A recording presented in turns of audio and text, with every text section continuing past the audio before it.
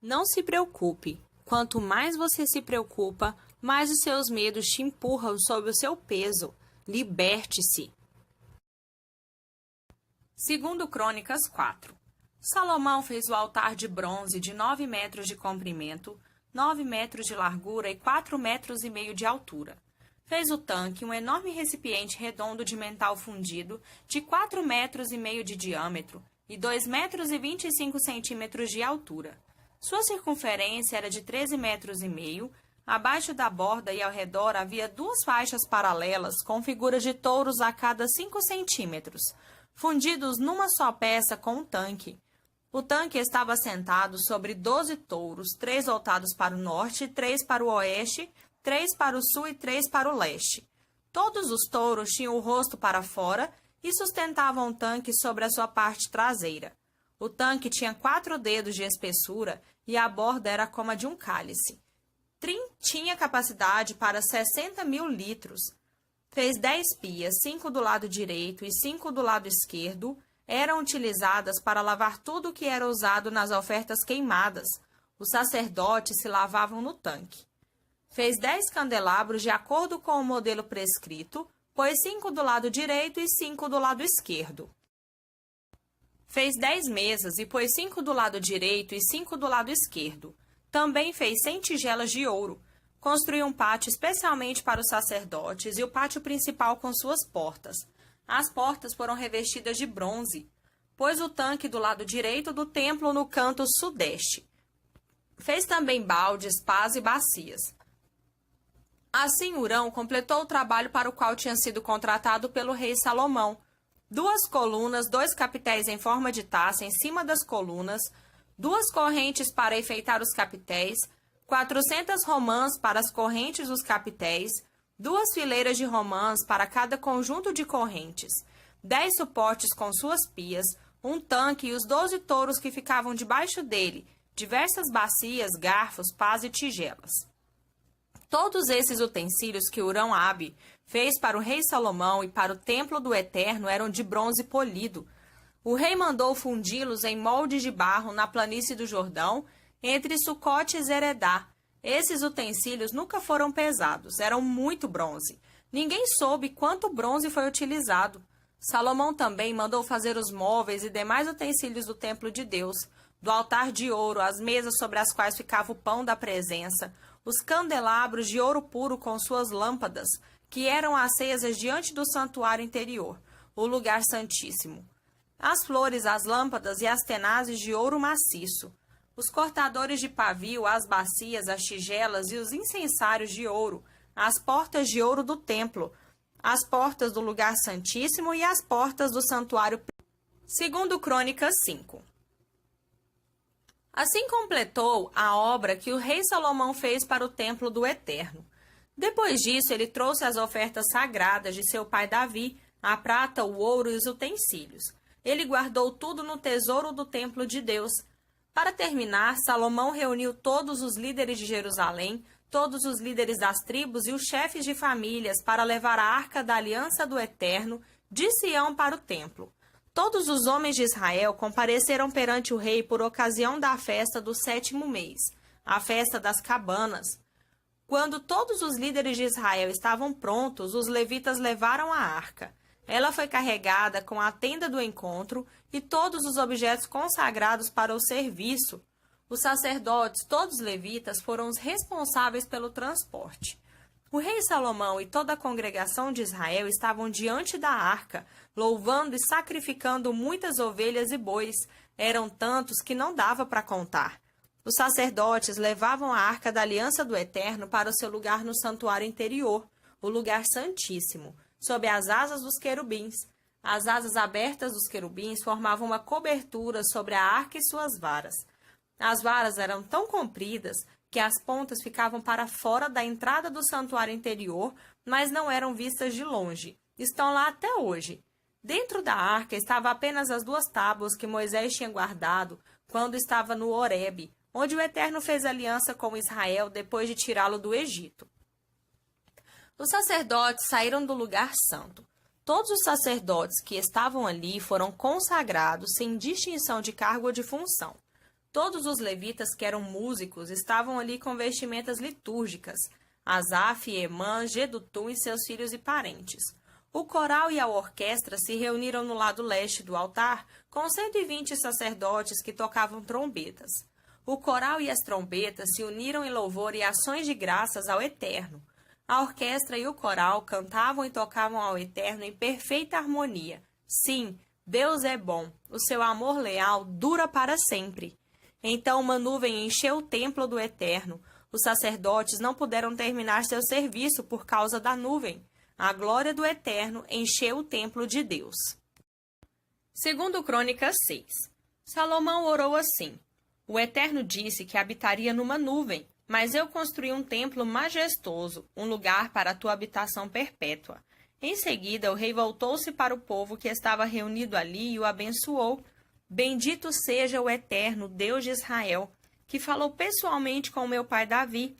Agora ele cumpriu o que havia prometido quando declarou: Desde que tirei o meu povo Israel do Egito, não havia separado nenhuma tribo entre todas as tribos de Israel para construir um templo em honra do meu nome, nem escolhido uma pessoa para ser líder, mas agora escolhi uma cidade e uma pessoa, Jerusalém para a honra do meu nome e Davi para liderar o meu povo Israel. Meu pai, Davi, queria muito construir um templo em honra do nome do Eterno, o Deus de Israel, mas o Eterno não permitiu. É bom que você queira construir um templo em minha homenagem, mas não será você que o fará. Seu filho que dará continuidade à sua dinastia construirá o templo para o meu nome. Agora a promessa se cumpriu. O Eterno fez o que disse que faria. Sou o sucessor de meu pai Davi e agora governo Israel. Construí um templo em honra ao Eterno, Deus de Israel, e preparei um lugar para a arca que guarda a aliança do Eterno, a aliança que ele fez com o povo de Israel. Diante de toda a congregação de Israel, Salomão pôs-se diante do altar do Eterno e estendeu a mão. Salomão tinha feito uma plataforma de bronze de 2 metros e 25 centímetros de comprimento e de 1 metro e 35 centímetros de altura. Ela estava no meio do pátio. Ele se ajoelhou diante de todo o povo, com as mãos estendidas para o céu, e orou: Ó Eterno Deus de Israel, não há Deus como tu nos céus ou na terra, pois guardas a aliança com teus servos e amas incessantemente os que obedecem de coração. Cumpriste a promessa feita a meu pai Davi. Fizeste exatamente conforme a tua promessa. Prova disso é o que está diante de nós hoje. Agora, Eterno Deus de Israel, cumpre também a promessa que fizeste a meu pai Davi quando disseste: Você sempre terá um descendente sobre o trono de Israel para representar o meu governo, desde que seus descendentes sejam como você, obedientes na minha presença. Ó Deus de Israel, que isso aconteça. Confirma e concretiza essas promessas. Mas será que Deus viria morar perto de nós? Nem o universo é suficiente para conter seu ser. Muito menos esse templo que construí. Mesmo assim, ouso pedir, atenta para minha intercessão, para minha súplica, ó Eterno Deus meu. Ouve a insistente oração que faço diante de ti. Olha para esse templo dia e noite, esse lugar que prometeste honrar com o teu nome. Ouve a oração que faço neste lugar.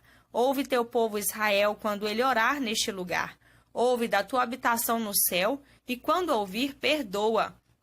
Quando alguém ofender seu próximo e decidir corrigir o erro, vindo diante do teu altar neste templo e orar, ouve do céu e age. Julga teus servos, fazendo que o ofensor pague pela ofensa, e livra o ofendido de toda acusação. Quando o teu povo Israel for derrotado pelo inimigo por ter pecado contra ti, e voltar-se para ti neste templo, reconhecendo o teu domínio em súplica e fervor, ouve da tua habitação no céu, perdoa o pecado do teu povo. Israel, traze-o de volta para a terra que deste aos seus antepassados. Quando o céu retiver a água, não houver chuva porque teu povo pecou contra ti, e o povo vier aqui para orar, reconhecendo o teu domínio e abandonando o seu pecado por causa do castigo que sofreu, ouve da tua habitação no céu, perdoa os pecados dos teus servos, teu povo Israel. Depois renova sobre eles o teu cuidado, ensina-os a viver corretamente, envia chuva sobre a terra que deste ao teu povo por herança. Quando houver calamidades, fomes ou catástrofes, fracasso ou doença na lavoura, invasão de gafanhotos e larvas, ou quando o inimigo atacar, toda oração que qualquer pessoa do teu povo Israel fizer, reconhecendo sinceramente as consequências do seu erro, e estender as mãos na direção deste templo, suplicando por tua ajuda, ouve da tua habitação no céu, perdoa-os e recompensa-os. Dá a cada um aquilo que merece, pois conheces o coração de cada um, só tu tens o conhecimento do coração humano, para que cada um possa viver diante de ti em constante reverência e obediência, nesta terra que deste aos nossos antepassados. Não te esqueças do estrangeiro que não faz parte do teu povo Israel, mas veio de um país longínquo por causa da tua fama. Pessoas de todos os povos virão para cá por causa do teu grande nome, por causa das maravilhas do teu poder, pessoas que virão orar neste templo. Ouve da tua habitação no céu e honra as orações do estrangeiro, para que os povos em todo o mundo saibam quem és e como és, e vivam em reverente obediência a ti como teu povo Israel, para que saibam que tu mesmo fazes deste templo que construí o que ele é.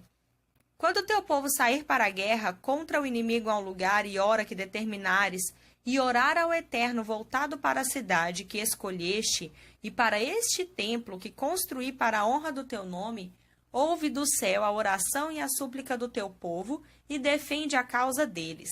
Quando o teu povo pecar contra ti, e por certo pecará, pois não há ninguém que não peque, e na tua ira o entregares ao inimigo para ser levado prisioneiro à terra dele, seja próxima, seja distante, mas se arrepender na terra do cativeiro, e orar do exílio com sinceridade de coração.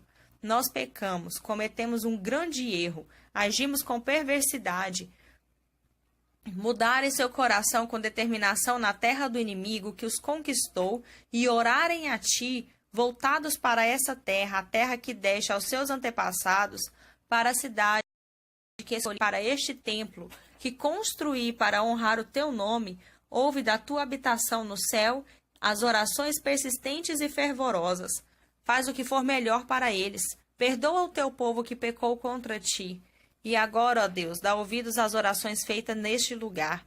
Levanta-te, ó eterno Deus. Desfruta o novo lugar do teu descanso, tu e a arca do teu poder. Que os teus sacerdotes se revistam com vestimentas de salvação e que o teu povo santo celebre a bondade. Eterno Deus, não rejeites o teu ungido. Lembra-te da fidelidade prometida a teu servo Davi. Novo Testamento. João 10, do 26 ao 42. Jesus respondeu: Eu já disse, mas vocês não acreditaram. Tudo o que fiz foi autorizado por meu Pai. Ações que falam mais alto que palavras. Vocês não acreditam porque não são minhas ovelhas. Minhas ovelhas reconhecem minha voz. Eu as conheço e elas me seguem. Dou a elas vida real e eterna. Elas estão protegidas do destruidor o tempo todo. Ninguém consegue roubá-las de mim. O Pai que as pôs sob minha responsabilidade é muito maior que o destruidor, que o ladrão. Ninguém pode tirá-las dele. Eu e meu Pai somos um só coração e uma só mente. Mais uma vez, os judeus estavam a ponto de apedrejá-lo. Mas Jesus lhes disse: Tenho feito muitas boas ações da parte do Pai.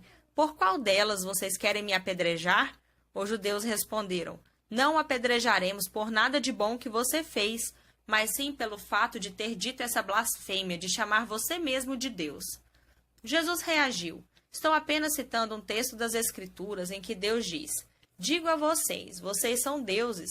Se Deus chama os antepassados de vocês de deuses, e as Escrituras não mentem, por que vocês gritam: Blasfemador, blasfemador, para o único a quem o Pai consagrou e enviou ao mundo só porque eu disse: Sou o Filho de Deus? Se não faço as obras que meu Pai faz, não precisam crer em mim. Mas se faço as obras do Pai, esqueçam um momento o que eu disse a meu respeito e considerem a simples evidência das ações que estão diante dos seus olhos. Talvez assim as coisas se esclareçam e vocês consigam entender que não apenas fazemos as mesmas coisas, mas também somos o mesmo, Pai e Filho. Ele está em mim e eu estou nele. Eles ainda tentaram prendê-lo, mas ele conseguiu escapar. Voltou para a região do Jordão, onde João batizava e ficou ali. Muitos se tornaram seus seguidores. Diziam: João não realizou milagres, mas tudo o que ele disse a respeito deste homem é verdade. Assim, muitos creram nele.